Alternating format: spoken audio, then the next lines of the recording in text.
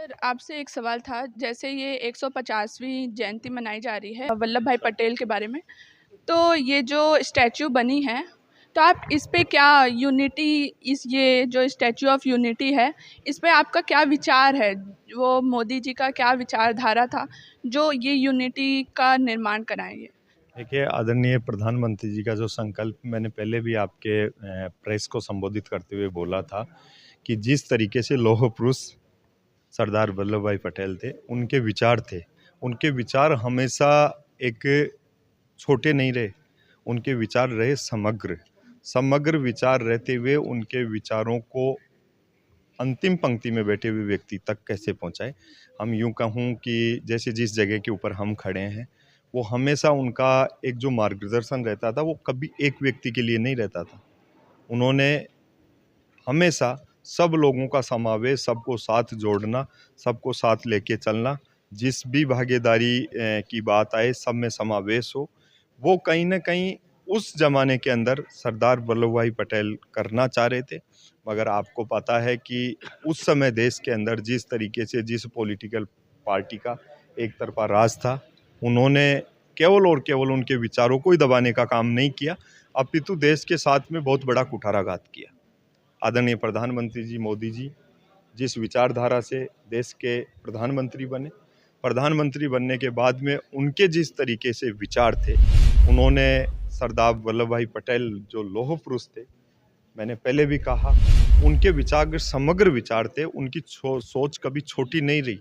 उनकी थॉट के अंदर गरीब भी था, युवा भी था, मातृशक्ति भी थी। 36 कौम का वो व्यक्ति था जिसको आगे तक पहुंचाना चाहते थे। सर, मेरा ये कहना है कि आप जहाँ पर सरदार वल्लभ भाई पटेल की स्टैच्यू बनी है, वहाँ पे तो कुछ नहीं था।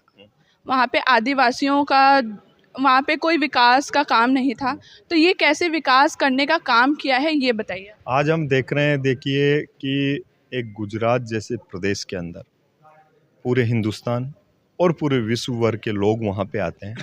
आने के बाद में वो सरदार वल्लभ भाई पटेल के विचारों के बारे में देखते हैं, वहाँ की स्थिति पहले क्या थी और अब क्या है, इनको हम देखते हैं तो रात और दिन का फर्क हमारे को देखने को मिलता है। इसमें यूं कहूँ कि एक आम जन से जुड़ा हुआ व्यापार, जिन लोगों की आप बात कर रहे हो कि उनके सुनहरे भविष्य के माध्यम से आदरणीय प्रधानमंत्री जी ने देखा कि ऐसी स्टेचू का निर्माण अगर इस जगह के ऊपर होता है तो एक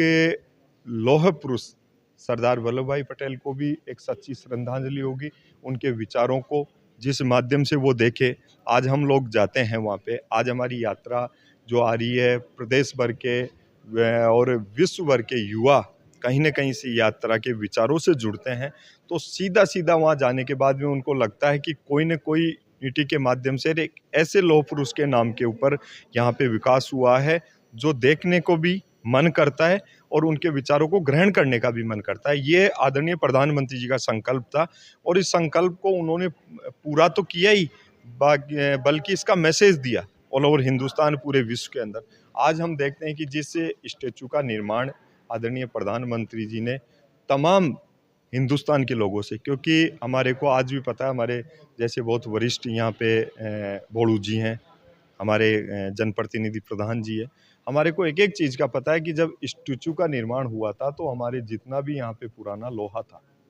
हम खेती में काम में लेते थे, लोहा, पावड़ी, कुदाली और भी पुराना लोहा, तो घर घर से उस लोहे को इकट्ठा किया था। स्टैचू ऐसे ही नहीं बनी, वो लोहा घर घर से इकट्ठा करने के बाद में स्टैचू का निर्माण हुआ और उसी से ये पता लगाया जा सकता है कि इस स्टैचू के अंदर आदरणीय प्रधानमंत्री जी ने जो संकल्प देखा था वो संकल्प कहीं ना कहीं पूरा भी हुआ है। और वो जो वहाँ के लोग थे उनका भी एक जो मनोबल हम कह सकते हैं कि हम यहाँ पे पहले रहते थे और आज हमारी जगह के अंदर जिस तरीके का काम हुआ है वो एक